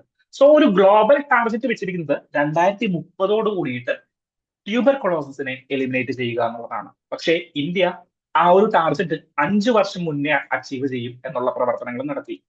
ഇന്ത്യ ഡയഗ്നോസ്റ്റിക് കപ്പാസിറ്റിയിൽ, അതായത് ഇൻസിഡൻസ് അറൌണ്ട് 80% കുറയ്ക്കാനായിട്ട് ഇന്ത്യക്ക് സാധിച്ചു. ഇൻസിഡൻസ് എന്ന് പറഞ്ഞാൽ രോഗം വരുന്ന ഒരു അവസ്ഥയെ 80% കുറയ്ക്കാനായിട്ട് സാധിച്ചു. ദെൻ കറന്റ് ഉള്ള രോഗത്തെ എന്ത് ചെയ്യാനായിട്ട് റെഡ്യൂസ് ചെയ്യാനായിട്ടും അല്ലെങ്കിൽ എക്സ്ട്രീം ഫൈറ്റാലിറ്റിയിലേക്ക് പോകാതിരിക്കാനായിട്ടും നമ്മൾ ശ്രദ്ധിക്കുന്നുണ്ട്. സോ ഇതുമായി ബന്ധപ്പെട്ടിട്ട് ഒരു കേസ് കൂടി പറയാനുണ്ട്. പ്രധാനമന്ത്രി TB Mukt Bharat Abhiyan, central ministry of health related ആയിട്ട് വരുന്ന, അതായത് ആരോഗ്യ മന്ത്രാലയത്തിന്റെ ഒരു ഫ്ലാഗ്ഷിപ്പ് പ്രോഗ്രാമാണ് പ്രധാനമന്ത്രി TB മുക്ത് ഭാരത് അഭിയാൻ എന്ന് പറയുന്നത്. ഇത് പ്രകാരം ഈ 2022 നമ്മളുടെ ഈ നാഷണൽ TB എലിമിനേഷൻ പ്രോഗ്രാം, മുന്നേ ഇത് വേറൊരു പ്രോഗ്രാം ആയിരുന്നു, നാഷണൽ ട്യൂബർകുലോസിസ് കൺട്രോൾ പ്രോഗ്രാം. ഈ ഇതിനെ പേര് മാറ്റിയിട്ടാണ് നമ്മൾ നാഷണൽ TB എലിമിനേഷൻ പ്രോഗ്രാം എന്ന് പറഞ്ഞ് 2022 ലോഞ്ച് ചെയ്യുന്നത്. ഓക്കെ, സോ അത് ലോഞ്ച് ചെയ്ത് കഴിഞ്ഞപ്പോൾ തന്നെ നമ്മൾ ക്രിയേറ്റ് ചെയ്തൊരു പ്രോഗ്രാം ആയിരുന്നു പ്രധാനമന്ത്രി TB മുക്ത് ഭാരത് അഭിയാൻ എന്ന് പറയുന്ന നമ്മളുടെ ഈ ഒരു പ്രോഗ്രാം. സോ അതും ഇമ്പോർട്ടന്റ് ആണ് നിങ്ങളുടെ കേസിൽ. അത് മിനിസ്ട്രി ഓഫ് ഹെൽത്ത് ആണ് നടത്തുന്നത്. ദെൻ ഇവിടെ ഒരു പ്രോഗ്രാം ഉണ്ട്, largest programme that has gone for crowd funding. അതായത് ഇത് ഗവൺമെന്റ് സപ്പോർട്ട് ചെയ്യുന്ന ഒരു പ്രോഗ്രാമാണ്, സെൻട്രൽ സെക്ടറിൽ നിന്ന് സപ്പോർട്ട് ചെയ്യുന്ന ഒരു പ്രോഗ്രാമാണ്. പക്ഷേ ഇത് ക്രൗഡ് ഫണ്ടിങ് കൂടി അക്സെപ്റ്റ് ചെയ്യുന്നുണ്ട്. നോൺ ഗവൺമെന്റൽ ഓർഗനൈസേഷനിൽ നിന്ന്, സാധാരണ ജനങ്ങളിൽ നിന്ന്, ഡിഫറെന്റ് ആളുകളിൽ നിന്ന് ക്രൗഡ് ഫണ്ടിങ് കൂടിയിട്ട് ഇവര് അപ്രോച്ച് ചെയ്യുന്നുണ്ട്. സോ ആ ഒരു കാര്യം കൂടിയിട്ട് നിങ്ങളൊന്ന് ഓർത്തിരിക്കുക. Another news. സോ നമ്മളുടെ ഈ TB എലിമിനേഷൻ പ്രോഗ്രാമുമായി ബന്ധപ്പെട്ടിട്ടുള്ള ന്യൂസ് സെഷൻ കൃത്യമായിട്ട് മനസ്സിലായി എന്ന് വിചാരിക്കുന്നു. Okay, next news article. Next news article is related to digital trade craft in terrorism. ടെററിസവുമായി ബന്ധപ്പെട്ട് കഴിഞ്ഞ ദിവസം ഡൽഹി ബ്ലാസ്റ്റുമായി ബന്ധപ്പെട്ട് ഒരുപാട് ചർച്ചകൾ നടക്കുന്നുണ്ട്. ഇവിടെ രണ്ട് കാര്യങ്ങളാണ്. ഡിജിറ്റൽ ഡിജിറ്റൽ സ്പേസിനെ ടെററിസ്റ്റുകൾ എങ്ങനെ യൂട്ടിലൈസ് ചെയ്യുന്നു. ദെൻ സെക്കൻഡ് ഇപ്പൊ ചർച്ചയിലുള്ള ഒരു ടേമാണ് വൈറ്റ് കോളർ ടെററിസം. ഞാൻ കഴിഞ്ഞ ദിവസം ഇന്ത്യ ടുഡേയുടെ മാഗസിൻ എടുത്ത് നോക്കിക്കഴിഞ്ഞപ്പോൾ അവരുടെ ഫസ്റ്റ് പേജ്, കവർ പേജും ഈ വൈറ്റ് കോളർ ടെററിസവുമായി ബന്ധപ്പെട്ടിട്ടാണ് അവർ ചെയ്തിരിക്കുന്നത്. സോ അത്രയും ആ ഒരു ടേം കോയിൻ ചെയ്തിരിക്കുന്നത് ചർച്ചയിലുള്ള ഒരു സമയമാണ് വൈറ്റ് കോളർ ടെററിസം. മലയാളത്തിലെ പല പത്രങ്ങളും ഇതിനെതിരെ വിമർശിച്ചുകൊണ്ട് എഴുതുന്നുണ്ട്. വൈറ്റ് കോളർ ടെററിസം എന്ന് പറയുന്ന പദ ബോംബ് എന്ന് പറഞ്ഞിട്ട് ഈ അടുത്ത ആരോ ഒരു ന്യൂസിൽ പറയുന്നത് ഞാൻ കേട്ടായിരുന്നു. പദ ബോംബ്, അതായത് വൈറ്റ് കോളർ, അതായത് നമ്മളിപ്പോ അർബൻ നക്സലിസം എന്ന് നമ്മൾ പറഞ്ഞൊരു വേർഡ് കോയിൻ ചെയ്തിട്ടുണ്ട്. അതുപോലെ വൈറ്റ് കോളർ ടെററിസം ഒരു പദ ബോംബാണ്, അല്ലെങ്കിൽ അതൊരു പെർട്ടിക്കുലർ ടേം അല്ല, ഇങ്ങനെയുള്ളവരെ കൃത്യമായിട്ട് സൂചിപ്പിക്കുന്ന ഒരു ടേം അല്ല എന്ന് പറഞ്ഞിട്ട് മലയാള മാധ്യമങ്ങൾ അതിനെ വിമർശിക്കുന്നതായിട്ട് ഞാൻ ശ്രദ്ധയിൽപ്പെട്ടായിരുന്നു. സോ എന്താണ് ഈ white collar terrorism? White collar terrorism എന്ന് പറഞ്ഞു കഴിഞ്ഞാൽ ഈ ടെററിസ്റ്റ് ഓപ്പർച്യൂണിറ്റി അല്ലെങ്കിൽ ടെററിസ്റ്റ് കാര്യങ്ങൾ ചെയ്യുന്നത് എന്താണ്? വൈറ്റ് കോളർ ജോബ്സിൽ ഇരിക്കുന്ന ചില ആളുകൾ. അതായത് കഴിഞ്ഞ ദിവസത്തെ ഡൽഹി ബ്ലാസ്റ്റ് നടത്തിയത് ആരായിരുന്നു? ഒരു ഡോക്ടർ ആയിരുന്നു. സോ ഒരു പ്രാക്ടീസിങ് ഡോക്ടർ ആയിരുന്നു ഈ ഒരു ബ്ലാസ്റ്റിന്. സോ അവരുടെ സഹായികളുമായിരുന്നു ഈ ഒരു ബ്ലാസ്റ്റിന് നേതൃത്വം നടത്തിയത് എന്നാണ് ഗവൺമെന്റ് പറയുന്നത്. സോ അങ്ങനെയുള്ള പ്രത്യക്ഷ മേഖലകളിൽ ഇരിക്കുന്ന, അതായത് സമൂഹത്തിലെ ഉന്നത മേഖലയിൽ ഇരിക്കുന്ന ആളുകൾ ഈ ബോംബേഴ്സിന്റെ അല്ലെങ്കിൽ ഈ ഒരു ഫിലോസഫിയുടെ അഡ്ഹയറേഴ്സ് ആയിട്ട് മാറുന്ന ഒരു രീതിയാണ് വൈറ്റ് കോളർ ടെററിസം എന്ന് പേരിട്ട് നമ്മൾ വിളിക്കുന്നത്. ദെൻ ഇന്നത്തെ പത്രത്തില് ഹിന്ദുവില് നമ്മളുടെ ടെക്സ്റ്റ് ആൻഡ് കോണ്ടാക്ട് സെഷനിൽ പറയുന്നത് എങ്ങനെയാണ് ഡിജിറ്റൽ ട്രേഡ് ക്രാഫ്റ്റുകൾ ഈ ടെററിസ്റ്റുകൾ യൂസ് ചെയ്യുന്നത്. So end to end encrypting technologies ഇവര് വളരെ നല്ല രീതിയിൽ യൂട്ടിലൈസ് ചെയ്യുന്നുണ്ട്. Okay, end to end encryption methodologies ഇവര് വളരെ നല്ല രീതിയിൽ യൂട്ടിലൈസ് ചെയ്യുന്നുണ്ട്. സോ അതിന് ഉദാഹരണമായിട്ട് ഇവിടെ പറയുന്ന ഒരു സിസ്റ്റം ഉണ്ട്. എന്തായിരുന്നു നമ്മളുടെ ഒരു ആപ്പിന്റെ പേര് പറയുന്നത്? ഞാൻ ആ പേര് പെർട്ടിക്കുലർലി മറന്നുപോയി. സോ ഈ ആപ്പ് എന്ന് പറഞ്ഞു കഴിഞ്ഞാൽ ഈ ആപ്പിൽ ജോയിൻ ചെയ്യാനായിട്ട് എന്ത് വേണ്ട? നമ്മളുടെ ജിമെയിൽ ഐഡിയോ മൊബൈൽ നമ്പറോ ഒന്നും വേണ്ട. സോ ഇതിനൊരു ക്ലോസ്ഡ് കണക്ഷൻ സിസ്റ്റം ക്രിയേറ്റ് ചെയ്യാൻ പറ്റും. സ്വിസ് ആപ്പ് ആണത്, ഇന്ത്യയിൽ നിരോധിച്ചിട്ടുള്ള ഒരു ആപ്പാണ്. സോ ഇതിൽ ആഡ് ചെയ്യാനായിട്ട്, അതായത് ഇതിൽ നമുക്കിപ്പോ ഫോർ എക്സാമ്പിൾ വാട്സപ്പിൽ നിങ്ങൾക്ക് ലോഗിൻ ചെയ്യണമെങ്കിൽ നിങ്ങളുടെ ഫോൺ നമ്പർ കൊടുക്കണം. ഫോൺ നമ്പറിലേക്ക് ഒരു OTP വരും. ഗൂഗിളിൽ നിങ്ങൾക്ക് ജോയിൻ ചെയ്യാൻ, ക്രോമിൽ നിങ്ങൾക്ക് കയറാനായിട്ട് നിങ്ങളൊരു ജിമെയിൽ ID വേണം. പക്ഷെ ഈ ആപ്പിൽ കയറാനായിട്ട് ജിമെയിൽ IDയോ ഫോൺ നമ്പറോ നിങ്ങളൊന്നും കൊടുക്കണ്ട. പക്ഷേ എൻഡ് ടു എൻഡ് എൻക്രിപ്റ്റഡ് ആയിട്ട്, അതായത് മറ്റൊരാൾക്ക് വായിക്കാൻ പറ്റാത്ത രീതിയിൽ എൻഡ് ടു എൻഡ് എൻക്രിപ്റ്റഡ് ആയിട്ട് നിങ്ങൾക്ക് മെസ്സേജുകൾ അയക്കാനായിട്ട് പറ്റും. സോ ഇന്ത്യയിൽ നിരോധിച്ചിട്ടുള്ള ഒരു ആപ്പാണ്. പക്ഷേ ഈ ടെററിസ്റ്റുകൾ അല്ലെങ്കിൽ ഈ ബ്ലാസ്റ്റ് നടത്തി എന്ന് പറയുന്ന ടെററിസ്റ്റുകൾ ഈ ഒരു ആപ്പ് ത്രൂ ആണ് കമ്മ്യൂണിക്കേഷൻ നടത്തിയിട്ടുള്ളത്. ദെൻ ഇവര് ഇമെയിൽ കമ്മ്യൂണിക്കേഷൻ നടത്തുന്നത് എങ്ങനെയാണെന്ന് വെച്ച് കഴിഞ്ഞാൽ ഇവരൊരിക്കലും ഇമെയിൽ അയക്കില്ല. പകരം ഒരു ഇമെയിൽ തന്നെ ഇവരുടെ 4 പേരുണ്ടെങ്കിൽ 4 പേരുടെ ഫോണിലും ലോഗിൻ ചെയ്തിരിക്കും. എന്നിട്ട് മെയിൽ അയക്കുന്നതിന് പകരം ഇവര് ഡ്രാഫ്റ്റിൽ ഇത് സേവ് ചെയ്യും. അതായത് മെയിൽ അയക്കുന്നതിന് പകരം മെയിൽ ഒരു ഇമെയിൽ IDക്ക് അയക്കണമല്ലോ, അതിന് പകരം ഒരു ഡ്രാഫ്റ്റിൽ സേവ് ചെയ്യും. അടുത്ത ആള് ഇത് കാണുന്നത് ഈ ഡ്രാഫ്റ്റിലായിരിക്കും.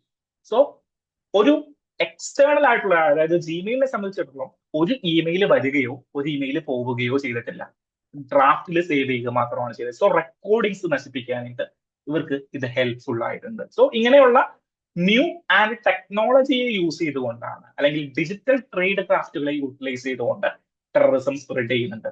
സോ മിനിമം ഒരു ബാൻ കൊണ്ട്, അതായത് നേരത്തെ പറഞ്ഞ ആ ഒരു app, Swiss app already band ആണ് ഇന്ത്യയിൽ, പക്ഷെ അത് ആളുകൾ യൂട്ടിലൈസ് ചെയ്യുന്നുണ്ട്. സോ നിയർ ഒരു ബാൻ കൊണ്ട് നമുക്ക് ഇതിനെ തടഞ്ഞു നിർത്താനായിട്ട് സാധിക്കില്ല എന്നാണ് ഈ ഒരു ആർട്ടിക്കിൾ പെർട്ടിക്കുലർലി പറയുന്നത്. ദെൻ ഇന്റർനാഷണൽ റിലേഷൻസിൽ എന്ത് സംഭവിക്കുകയാണ് പത്രത്തില്? നമ്മളുടെ മുഹമ്മദ് ബിൻ സൽമാൻ, നമ്മളുടെ സൗദി അറേബ്യയുടെ പ്രിൻസ്, കഴിഞ്ഞ ദിവസം ട്രംപിനെ കണ്ടു. സോ ഒരു മഞ്ഞുരുക്കം ഇവിടെ സംഭവിച്ചിട്ടുണ്ട്. മഞ്ഞുരുക്കം, ട്രംപിന്റെ വിദേശ പോളിസി എന്ന് പറയുന്നത് of course Saudi Arabia related ആണ്. പക്ഷേ നമ്മളുടെ ബൈഡൻ ഉണ്ടായിരുന്ന കാലഘട്ടത്തിൽ സൗദി അറേബ്യയുമായിട്ട് അത്ര നല്ല റിലേഷൻസിലായിരുന്നില്ല. സോ അത് വീണ്ടെടുക്കാനായിട്ട് ട്രംപ് മുന്നിട്ടിറങ്ങിയിട്ടുണ്ട്. മുഹമ്മദ് ബിൻ സലാം നേരിട്ട്, സൗദി പ്രിൻസസ് ആയിട്ടുള്ള മുഹമ്മദ് ബിൻ സലാം നേരിട്ട് വൈറ്റ് ഹൗസ് വിസിറ്റ് ചെയ്തിരിക്കുകയാണ്. ഈ ഒരു ഡിസ്കഷനിൽ നമ്മളുടെ മീഡിയയെ ഇവർ രണ്ടുപേരും കാണുന്നുണ്ട്. സോ മീഡിയയിൽ ABC ന്യൂസിന്റെ ഒരു റിപ്പോർട്ടർ ചോദിക്കുന്നുണ്ട്, Trump make America great again campaign ഒക്കെ ആയിട്ട് മുന്നോട്ട് പോവുകയാണ്, പക്ഷേ നിങ്ങൾ സൗദി അറേബ്യയുമായിട്ട് കൈകോർക്കുന്നത് അതിന് എതിരെയുള്ള, അല്ലെങ്കിൽ ട്രംപിന്റെ പോളിസിക്കെതിരെയുള്ള പ്രവർത്തനങ്ങളല്ലേ എന്ന് ചോദിക്കുന്നുണ്ട്. സോ അതിന് മുഹമ്മദ് ബിൻ സലാം തന്നെ ഉത്തരം പറയുന്നുണ്ട്, അങ്ങനെയൊന്നും അല്ല, ഞങ്ങൾ ചെറിയ പ്രശ്നങ്ങൾ ഉണ്ടായിരുന്നു, ഇതെല്ലാം മാറ്റിയിട്ടുണ്ട്, അങ്ങനെയൊക്കെ ഡിഫറെന്റ് കാര്യങ്ങൾ പറയുന്നുണ്ട്. ട്രംപ് പറഞ്ഞിരിക്കുന്ന ഒരു കാര്യം നോക്കി, നാറ്റോ കഴിഞ്ഞു കഴിഞ്ഞാൽ മേജർ ആയിട്ടുള്ള ഒരു അലയാണ് നമ്മളുടെ റിയാദ് അല്ലെങ്കിൽ സൗദി അറേബ്യ എന്ന് എടുത്തു പറഞ്ഞിരിക്കുകയാണ്. സോ മുന്നോട്ടുള്ള USA സൗദി അറേബ്യ റിലേഷൻ എങ്ങനെയാണെന്ന് നമുക്ക് നോക്കി കാണേണ്ടിയിരിക്കുന്നു. ഒരു പ്രശ്നമുണ്ട്, സൗദി അറേബ്യയും പാകിസ്ഥാനും അടുത്തുകൊണ്ടിരിക്കുകയാണ്, ഇല്ലേ? എന്താണ്, ഞങ്ങളെ തൊട്ട് കഴിഞ്ഞ് കഴിഞ്ഞാൽ പാകിസ്ഥാനെ തൊട്ട മാതിരിയാണ്, അല്ലെങ്കിൽ പാകിസ്ഥാനെ തൊട്ട് കഴിഞ്ഞ് കഴിഞ്ഞാൽ സൗദി അറേബ്യയെ തൊട്ട മാതിരിയാണെന്നൊക്കെ പലരും പറയുന്ന ഒരു അവസ്ഥയിലേക്ക്, ഒരു എഗ്രിമെന്റുകളിലേക്കൊക്കെ പലതും എത്തിയിട്ടുണ്ട്. സോ ഇതെങ്ങനെയാണ് ഇന്ത്യയും അമേരിക്കയുമായിട്ടുള്ള റിലേഷനിലേക്ക് എങ്ങനെയാണ് ബാധിക്കുക എന്നുള്ളതൊക്കെ നമുക്ക് വരും ദിവസങ്ങളിൽ ഡീറ്റെയിൽ ആയിട്ട് അനലൈസ് ചെയ്യേണ്ടിയിരിക്കുന്നു. സോ ഇന്നത്തെ നമ്മുടെ ന്യൂസ് അനാലിസിസ് സെഷൻ ഇവിടെ വൈൻഡ് അപ്പ് ചെയ്യണം. Thank you.